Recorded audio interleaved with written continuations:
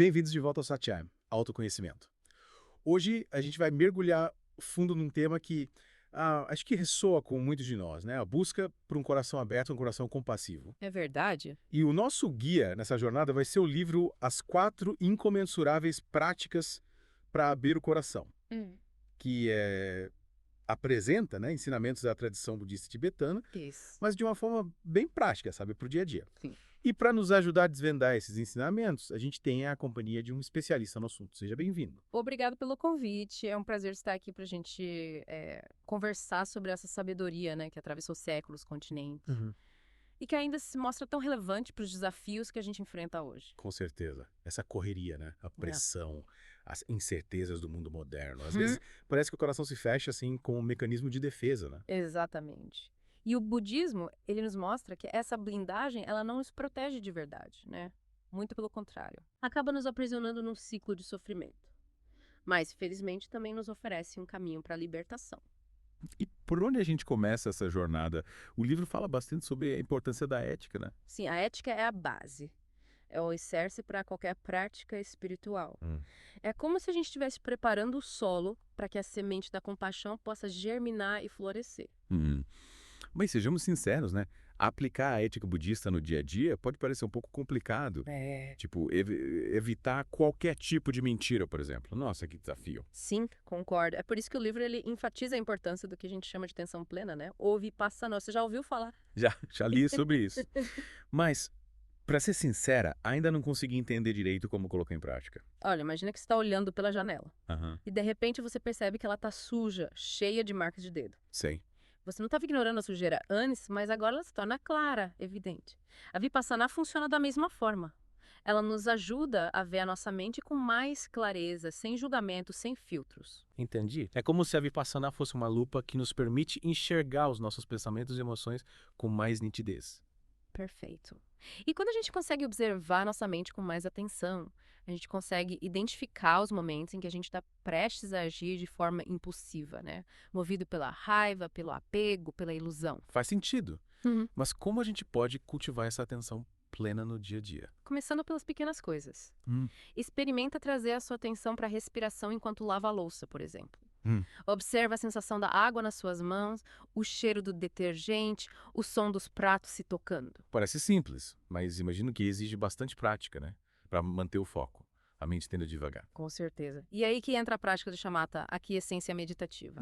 É como se a gente estivesse treinando a mente para se concentrar como um músculo que precisa ser exercitado. O livro menciona 9 estágios de progressão nesse caminho de chamada. Parece bem complexo. Sim, é um processo gradual. Exige paciência, disciplina. Mas, para ilustrar, imagina a sua mente como uma xícara de chá verde, com as folhas no fundo. No começo, a mente está agitada, está turva. É como água logo após você colocar o chá, sabe? Isso aí. Mas com a prática de shamatha, a mente se acalma, as impurezas elas se assentam no fundo e a água fica transparente, permitindo que você aprecie o sabor puro do chá. Que bela analogia. Então, o Shamatha nos ajuda a limpar a mente das distrações, né? E encontrar um estado de calma, de clareza. Exatamente. É como se a gente estivesse criando um espaço interno, né, livre da agitação mental, um refúgio onde a gente pode se conectar com a nossa sabedoria interior. Mas para alcançar essa clareza mental, o livro menciona alguns pré-requisitos, né? Eu me lembro de ter lido algo sobre ambiente adequado, contentamento. Sim, esses pré-requisitos, eles são como pilares que sustentam a prática de shamatha. Sem eles, a nossa mente fica instável. É como uma casa construída sobre areia movediça. Então, além da disciplina na prática da meditação, a gente precisa cultivar um estilo de vida que favoreça a paz interior. É isso. Exatamente. É como se a gente estivesse criando as condições ideais para que a semente da compaixão possa germinar e florescer. E quais seriam essas condições ideais? O livro fala da importância de um ambiente tranquilo, né? Livre de distrações. Também menciona o contentamento, a capacidade de se alegrar com o que a gente tem, sem se apegar ao desejo por mais. Nossa, mas esses conceitos, eles parecem desafiadores no mundo em que a gente vive, né? Com tantas tentações e distrações. Sem dúvida. Mas lembre-se, a prática espiritual é uma jornada, não é uma corrida. Comece com pequenos passos, sabe? Integrando a atenção plena em suas atividades diárias, cultivando a gratidão pelas coisas simples da vida. Mas se eu não tiver tempo para meditar, o livro fala sobre isso. O livro ele nos encoraja a integrar a prática de shamatha em nossas atividades diárias, né? Como cozinhar, caminhar ou até mesmo tomar banho. A chave é estar presente no momento, cultivando atenção plena em cada ação. Então, a prática espiritual não precisa ser algo distante da nossa realidade, né? De forma alguma, o budismo nos ensina que a iluminação é um estado mental acessível a todos, né? Independentemente do estilo de vida. O importante é cultivar a disciplina, a paciência e buscar a orientação de um professor experiente. Falando em professor experiente, o livro menciona o monge Jen Lamrimpa, Sim. que conduziu um retiro de um ano em 1988, né? E inspirou muitas pessoas a alcançar shamatha. Ele é realmente um exemplo inspirador de como a tradição budista, mesmo em tempos modernos, ainda pode nos guiar no caminho da paz interior, né? Com certeza. E o livro também explora a possibilidade de alcançar shamatha em meio a uma vida agitada. O que é muito encorajador para quem, como eu, vive na correria do dia a dia. É um desafio, mas é possível. Se a gente puder integrar a atenção plena em nossas atividades, né, evitando a compulsão, a ansiedade, a prática de shamatha pode se tornar um oásis de paz em meio ao caos. E, falando em oásis de paz, que tal agora a gente explorar as 4 incomensuráveis? Que são práticas essenciais para o desenvolvimento da compaixão e para abrir o coração. Com certeza. As 4 incomensuráveis são como bússolas que nos guiam em direção à nossa natureza búdica. E a primeira delas é a bondade amorosa, que, como o livro nos apresenta, começa com amor próprio. Exatamente. É difícil a gente cultivar compaixão pelos outros se a gente não reconhece o nosso próprio valor. Se a gente não se trata com gentileza, com respeito. E como a gente pode cultivar esse amor próprio na prática? Começando por reconhecer as nossas qualidades positivas. Quais são seus talentos? Quais são as suas virtudes? O que você admira em si mesmo? Nossa, essa já é uma pergunta desafiadora. Às vezes é mais fácil focar nos defeitos do que nas qualidades, né? É natural. Mas lembre-se, o budismo nos ensina a cultivar a compaixão por todos os seres, incluindo nós mesmos. Então, comece por reconhecer e acolher as suas qualidades, por menor que elas pareçam. E depois de cultivarmos o amor próprio, como podemos estender esse sentimento aos outros? Começa pelas pessoas que você ama. Imagine que você está enviando para elas pensamentos de amor, compaixão, bem-estar. Visualize elas sorrindo, se sentindo felizes e em paz. E essa prática pode ser estendida a pessoas que a gente não conhece tão bem. E até mesmo a pessoas com quem a gente tem dificuldades. Exatamente. O desafio é a gente expandir o nosso círculo de compaixão gradualmente. Começando por aqueles que amamos, depois estendendo aos amigos, aos conhecidos e, por fim, a todos os seres, sem exceção. Mas e se eu tiver dificuldade em sentir compaixão por alguém que me magoou? É compreensível. Mas lembre-se que o budismo nos ensina a ver além das aparências. A reconhecer que todos os seres, sem exceção, desejam a felicidade e buscam evitar o sofrimento. Então, mesmo aqueles que nos magoam estão, de alguma forma, aprisionados pelo sofrimento, né? Assim. Yeah. E quando a gente reconhece isso, a gente pode começar a cultivar compaixão por eles, entendendo que as ações deles são motivadas pela confusão mental, pela raiva, pelo medo. E como a gente pode diferenciar essa compaixão da tristeza ou do pesar? Às vezes, ao se deparar com o sofrimento do outro, é difícil não se sentir triste ou impotente, né? A compaixão autêntica, ela é um sentimento de profunda empatia pelo sofrimento do outro, acompanhado do desejo de aliviá-lo. A tristeza e o pesar, por outro lado, podem nos paralisar e nos impedir de agir. Entendi. A compaixão é uma força ativa que nos impulsiona a agir para aliviar o sofrimento, enquanto a tristeza e o pesar podem nos levar à inação. Exatamente. É como se a compaixão fosse um motor que nos move em direção ao outro, enquanto a tristeza e o pesar são freios que nos impedem de avançar. E o Dalai Lama é um exemplo inspirador de como a compaixão pode se manifestar com leveza e força em face do sofrimento, né? Com certeza. Mesmo diante de toda a dor e sofrimento do povo tibetano, o Dalai Lama ele mantém um espírito vibrante e compassivo, nos mostrando que a compaixão não nos torna fracos, mas sim fortes e resilientes. Que tal agora a gente explorar a segunda das 4 incomensuráveis? A alegria empática. Como a gente pode cultivá-la? Alegrando-nos com felicidade e o bem-estar dos outros. É o oposto da inveja, que nos aprisiona num ciclo de comparação e insatisfação. Mas como a gente pode se alegrar com a felicidade do outro, especialmente quando a gente está passando por dificuldades? Lembre-se que a felicidade ela é abundante e que todos nós somos merecedores dela. Ao nos alegrarmos com a felicidade do outro, a gente está expandindo a nossa própria capacidade de sentir alegria. Então, a alegria empática é como um antídoto para a inveja e para o egoísmo. Exatamente. É um reconhecimento de que a felicidade do outro não diminui a nossa, mas sim a amplia. E como a gente pode praticar a alegria empática no dia a dia? Prestando atenção às coisas boas que acontecem com as pessoas ao nosso redor. Celebrando suas conquistas, seus momentos de felicidade e compartilhando nossa alegria com elas. É como se a gente estivesse irradiando felicidade para o mundo. É isso. E a equanimidade, a quarta das 4 incomensuráveis, como a gente pode descrevê-la. É um estado de equilíbrio mental, né? De imparcialidade, livre de apegos e aversões. É a capacidade da gente permanecer sereno, centrado diante das flutuações da vida. Mas como equilibrar o afeto com a imparcialidade? Especialmente em relação às pessoas que a gente ama. A equanimidade não é sinônimo de frieza ou de distanciamento. É a capacidade da gente amar sem apego, de se alegrar com a felicidade do outro sem se perder em expectativas ou dependências. É como o sol que brilha para todos de forma igual, sem fazer distinção. Que bela imagem. O sol que brilha para todos de forma igual, sem fazer distinção. Essa é a essência da equanimidade. Mas como a gente pode cultivar essa qualidade na prática? Começando por reconhecer a natureza impermanente de todos os fenômenos, incluindo os nossos relacionamentos. Tudo está em constante mudança, nada é permanente. E como a gente pode diferenciar o apego do carinho? O apego é um sentimento de posse, de dependência, de medo da perda. O carinho, por outro lado, é um sentimento de amor altruísta, de cuidado genuíno, de desejo de bem-estar para o outro, independente de reciprocidade. É como a diferença entre agarrar e acolher. O apego agarra, sufoca, aprisiona. O carinho colhe, nutre, liberta. Que bela maneira de expressar a diferença entre apego e carinho. O livro, ele nos convida a cultivar o carinho sem apego, a amar sem posse, a cuidar sem sufocar. E para ilustrar essa diferença, o livro usa a analogia de um jardineiro que cuida de suas plantas. Sim, um jardineiro experiente sabe que cada planta precisa de cuidados específicos. Ele rega, poda, fertiliza, mas não tenta controlar o crescimento da planta. Ele nutre, mas permite que ela se desenvolva livremente. Essa analogia do jardineiro é perfeita para ilustrar a equanimidade nos relacionamentos. A gente cuida, ama, nutre, mas sem tentar controlar ou possuir. Exatamente, é um amor que liberta, que permite que o outro floresça em sua plenitude. E para aprofundarmos a nossa compreensão da equanimidade, o livro nos convida a investigar a natureza do ego. A investigação do ego é um dos pilares da prática budista. Através da introspecção, da observação atenta dos nossos pensamentos e emoções, a gente pode desconstruir a ilusão de um eu independente e permanente. O livro nos desafia a questionar a nossa própria noção de identidade. Quem somos nós? O que é esse eu a que nos apegamos com tanta força? Essa é a grande questão que o budismo nos convida a investigar. Através da meditação, da contemplação, da análise da nossa própria experiência, a gente pode desvendar a natureza ilusória do ego e se libertar do sofrimento. E essa investigação nos leva a uma experiência libertadora, né? A uma compreensão profunda da interdependência de todos os fenômenos. Sim.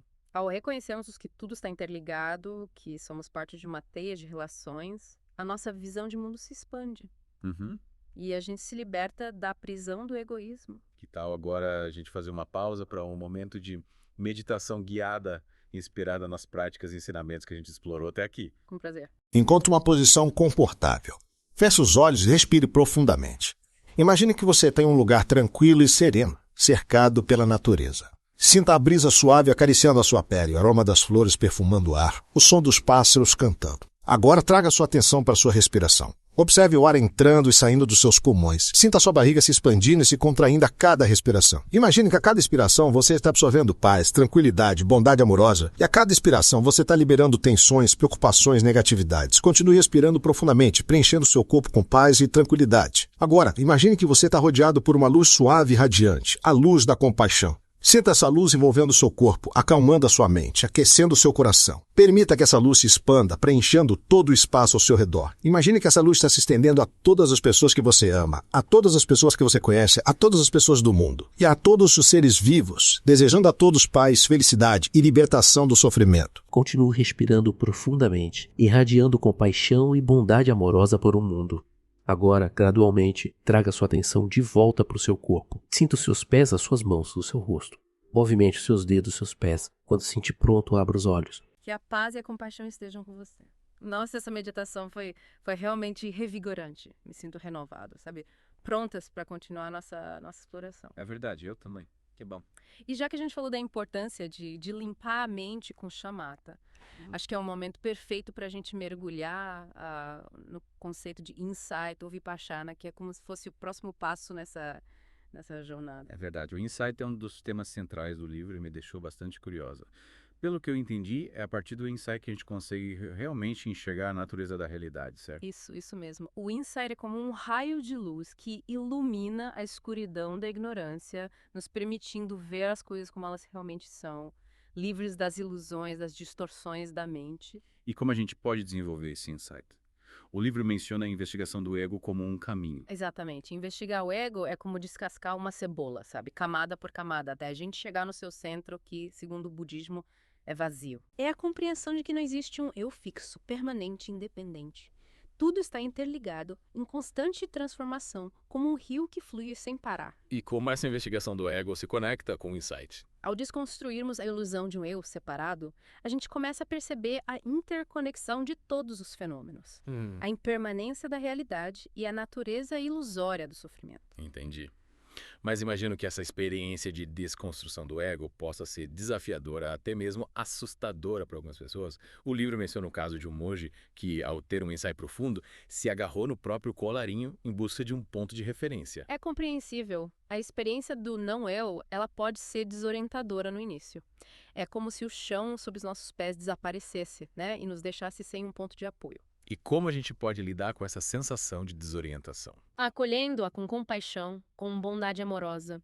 Lembre-se, a prática espiritual é uma jornada de autoconhecimento. E nem sempre esse processo é fácil ou confortável. É importante a gente cultivar a paciência, a gentileza consigo mesmo e a confiança no caminho. Então, mesmo quando a gente se sente perdido ou confuso, a gente deve acolher essas emoções com compaixão, sem julgamento, é isso? Exatamente. A compaixão é como um bálsamo que acalma as feridas da alma, nos ajudando a navegar pelas turbulências da jornada espiritual. E o livro também fala sobre o poder da mente para influenciar a realidade. Como a gente pode entender essa relação? O budismo nos ensina que a mente é como um imã que atrai experiências compatíveis com os nossos estados mentais.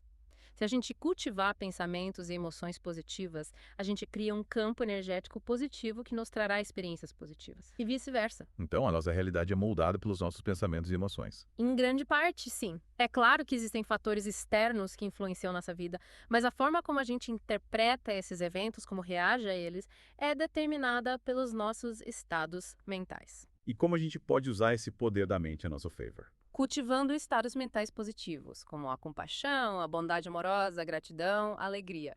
Esses estados mentais, eles não apenas nos beneficiam individualmente, mas também irradiam para o mundo ao nosso redor, criando um campo energético positivo que beneficia a todos. O livro menciona a prece e a compaixão como exemplos de práticas que podem ter um impacto positivo no mundo. Sim, a prece e a compaixão são como ondas de energia positiva que se propagam pelo universo, dissolvendo a negatividade e promovendo a harmonia. Mas e se eu não sou uma pessoa religiosa? A prece ainda pode ter um efeito positivo. A prece, ela não precisa ser necessariamente religiosa. Pode ser simplesmente um desejo sincero de bem-estar para si mesmo e para os outros. Entendi. Então, mesmo que eu não acredite num Deus específico, eu posso emanar pensamentos de amor, de compaixão, de paz para o mundo, e isso terá um efeito positivo. Exatamente. A energia da compaixão, ela é universal e transcende as crenças religiosas. E o livro também nos alerta para o poder da mente para criar sofrimento, certo? Sim. A raiva, o ódio, a inveja, o apego, todos esses estados mentais negativos, eles geram sofrimento para nós e para os outros. É como se a gente estivesse semeando espinhos no nosso próprio jardim. E como a gente pode se libertar desses estados mentais negativos? Através da prática da atenção plena, da compaixão, da sabedoria. Ao observarmos nossos pensamentos e emoções sem julgamento, a gente começa a entender a sua natureza impermanente e ilusória. E a partir dessa compreensão, a gente pode escolher cultivar estados mentais mais positivos, mais construtivos. Exatamente. O budismo nos ensina que a mente é como um jardim. A gente pode escolher quais sementes plantar, né, e quais ervas daninhas arrancar. Que bela metáfora. E já que falamos em limpar a mente das ervas daninhas, o livro menciona os demônios como um obstáculo para o crescimento espiritual. Essa metáfora dos demônios é muito interessante. A gente pode interpretá-la como a representação dos nossos medos, das nossas inseguranças, das nossas sombras. E como a gente pode lidar com esses demônios internos? Acolhendo-os com compaixão e sabedoria. Ao invés de tentar reprimi-los ou ignorá-los, a gente deve reconhecê-los como parte da nossa experiência humana e buscar compreendê-los. E como a sabedoria pode nos ajudar a lidar com esses medos, essas inseguranças? A sabedoria nos permite enxergar a natureza ilusória dos nossos medos, a sua impermanência, a sua falta de substância. Ao reconhecermos que os nossos medos não têm poder real sobre nós, a gente se liberta do seu domínio. Então, sabedoria é como uma espada que corta as correntes do medo e da ignorância. Exatamente. A sabedoria, ela nos liberta das ilusões da mente e nos permite enxergar a realidade com clareza. E o livro nos garante que essa jornada para a libertação ela é possível, que o estado de Buda é acessível a todos nós. Sim, o budismo nos ensina que todos nós temos o potencial para despertar, para nos libertar do sofrimento e realizar a nossa natureza búdica. Mas o caminho para a iluminação pode parecer longo e desafiador. O livro menciona os 3 incontáveis éons que um Bodhisattva precisa percorrer até alcançar o estado de Buda. É verdade que o caminho pode ser longo. Mas a beleza da prática budista, ela reside em cada passo que a gente dá em direção à compaixão, à sabedoria, à paz interior. Cada momento presente é uma oportunidade de despertar. Que o livro também nos apresenta o Vajrayana, o caminho do diamante, como um atalho para a iluminação. O Vajrayana, ele é um caminho poderoso e acelerado, mas exige um alto grau de comprometimento, disciplina e a orientação de um professor experiente. O livro nos alerta para não buscarmos o Vajrayana por motivos egoístas, como desejo de poder ou de status. A motivação para trilhar o Vajrayana deve ser a compaixão, o desejo de aliviar o sofrimento de todos os seres. E o livro nos convida a questionar a visão de mundo materialista, que nos limita, que nos impede de experienciar a plenitude do nosso potencial. A visão materialista, ela nos aprisiona numa realidade superficial, baseada no consumo, na competição, na busca incessante por prazeres efêmeros. E o budismo nos convida a romper com essa visão limitada, né? A expandir a nossa consciência, a despertar para a nossa verdadeira natureza, que é pura compaixão, sabedoria e paz interior. É como se a gente estivesse abrindo os olhos para um novo mundo. Um mundo de infinitas possibilidades, onde a felicidade não depende de fatores externos, mas sim da nossa própria mente. Que jornada inspiradora! E que privilégio poder compartilhar essas reflexões com você, que nos acompanha nesse mergulho profundo no budismo. A gratidão é minha. Espero que esses ensinamentos possam inspirá-lo a trilhar o seu próprio caminho, né, em direção à paz interior. E para encerrarmos essa parte da nossa conversa, que tal a gente se conectar com a energia da compaixão através de um exercício de visualização guiada? Com prazer. Feche os olhos e respire profundamente. Permita que seu corpo relaxe e sua mente se acalme. Imagine que você está num lugar tranquilo e sereno. Um lugar onde você se sente seguro em paz. Agora traga sua atenção para o seu coração. Imagine que seu coração é como uma flor se abrindo. Pétalas macias e delicadas se expandindo em direção à luz. Sinta a compaixão florescendo em seu coração como um perfume suave e envolvente.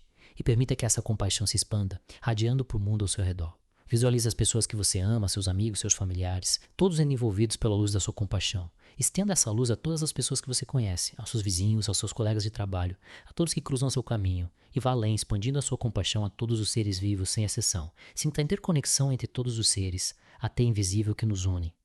E nesse estado de profunda conexão, deseje a todos que estejam livres do sofrimento, que encontrem a paz interior, que se conectem com a sua verdadeira natureza.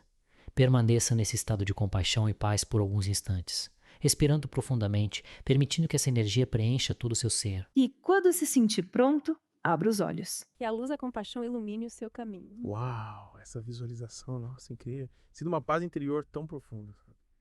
Que me faz pensar, será que existe um jeito de acelerar esse processo de despertar espiritual? Porque, convenhamos, o mundo anda precisando de mais compaixão urgentemente. Você tocou num ponto crucial. O livro também aborda essa questão da urgência do despertar, né? Afinal, diante de tantas crises, tanto sofrimento, a busca por soluções se torna ainda mais premente. E o que o budismo nos oferece como resposta a essa urgência? Me lembro de ter lido sobre o Vajrayana, o caminho do diamante, que é apresentado como um atalho para a iluminação. Exatamente. O Vajrayana ele é um caminho poderoso, acelerado, que utiliza técnicas avançadas de meditação, visualização, para despertar a nossa natureza búdica. Mas como o livro nos alerta, é preciso ter cautela. Cautela. Por quê? Porque o Vajrayana exige um alto grau de maturidade espiritual, de comprometimento. Não é um caminho para iniciantes. E muito menos para quem busca poder pessoal ou benefícios egoístas. Então, se eu me interessar pelo Vajrayana, preciso ter certeza de que a minha motivação é genuína, guiada pela compaixão e pelo desejo de beneficiar todos os seres. Com certeza. A busca por um atalho para a iluminação, sem a base ética e a maturidade espiritual necessárias, pode ser perigosa, até prejudicial. Entendi. É como tentar dirigir um carro de corrida sem saber os comandos básicos. Perfeita analogia. O Vajrayana é um veículo poderoso para a iluminação, mas é preciso estar preparado para conduzi-lo com responsabilidade, com sabedoria. E além do Vajrayana, o que mais o budismo nos oferece como resposta a essa urgência por um mundo mais compassivo? O livro nos convida a questionar a visão de mundo materialista, que é uma das raízes do sofrimento, da desordem que a gente vê no mundo. Mas o que a visão materialista tem a ver com o sofrimento? A visão materialista nos coloca no centro do universo, nos levando a buscar a felicidade em coisas externas, bens materiais, status, poder, prazeres sensoriais. E essa busca incessante por satisfação, ela nos aprisiona num ciclo de desejo, frustração, gerando sofrimento para nós e para os outros. Então, a visão materialista nos afasta da nossa verdadeira natureza, que é pura compaixão, sabedoria e paz interior. Exatamente. Ao nos identificarmos com o ego, com a nossa pequena história pessoal, a gente se desconecta da nossa essência, que é ilimitada, interconectada com todos os seres. E como o budismo nos ajuda a romper com essa visão limitada e despertar para a nossa verdadeira natureza? Através da prática da atenção plena, da compaixão, da ética da sabedoria. Ao cultivarmos esses estados mentais, a gente vai gradualmente dissolvendo as camadas de ilusão que nos separam da nossa verdadeira natureza. É como se a gente estivesse limpando um espelho, removendo a poeira, as manchas que impedem o reflexo da nossa verdadeira imagem. Que bela imagem. E ao limparmos o espelho da mente, a gente começa a refletir a luz da compaixão, da sabedoria, da paz interior, iluminando o mundo ao nosso redor. E essa jornada de autoconhecimento, de despertar para a nossa natureza búdica, não precisa ser algo distante, inacessível. O livro nos lembra que a oportunidade de despertar está presente a cada momento. Sim. A iluminação não é um destino distante, mas um estado mental que a gente pode cultivar aqui e agora, em cada respiração, em cada ação, em cada pensamento. E para nos inspirar nessa jornada, o livro nos apresenta o exemplo do Dalai Lama, que mesmo diante de tantas adversidades, mantém um espírito vibrante, compassivo e sábio. O Dalai Lama é um exemplo vivo de que a compaixão, a sabedoria e a paz interior são possíveis mesmo num mundo cheio de desafios, de conflitos. E para finalizarmos o nosso mergulho profundo no livro, as 4 incomensuráveis práticas para abrir o coração. Que tal a gente se conectar com a energia da compaixão através de um momento de meditação guiada? Encontre uma posição confortável, feche os olhos e respire profundamente. Permita que seu corpo relaxe, que a sua mente se acalme. Imagine que você está num lugar tranquilo, sereno, um lugar onde você se sente seguro, em paz. Agora, traga sua atenção para o seu coração. Imagine que o seu coração é como uma flor se abrindo, pétalas macias e delicadas se expandindo em direção à luz. Sinta a compaixão florescendo do coração, como um perfume suave e envolvente. Permita que essa compaixão se expanda, irradiando para o mundo ao seu redor. Visualize as pessoas que você ama, seus amigos, seus familiares, todos sendo envolvidos pela luz da sua compaixão. Estenda essa luz a todas as pessoas que você conhece, aos seus vizinhos, aos seus colegas de trabalho, a todos que cruzam seu caminho. E vá além expandindo a sua compaixão a todos os seres vivos, sem exceção. Sinta a interconexão entre todos os seres, a teia invisível que nos une. E nesse estado de profunda conexão, deseja a todos que estejam livres do sofrimento, que encontrem a paz interior, que se conectem com a sua verdadeira natureza. Permaneça nesse estado de compaixão e paz por alguns instantes, respirando profundamente e permitindo que essa energia preencha todo o seu ser. E quando se sentir pronto, abra os olhos. Que a paz e a compaixão estejam com você. Gratidão por se juntar a nós nessa jornada de autoconhecimento. Esperamos que os ensinamentos do livro As 4 Incomensuráveis Práticas para Abrir o Coração possam inspirá-lo a cultivar mais compaixão e sabedoria em sua vida. E para continuar aprofundando sua jornada interior, convidamos você a explorar os outros episódios do Satin Autoconhecimento. Até a próxima!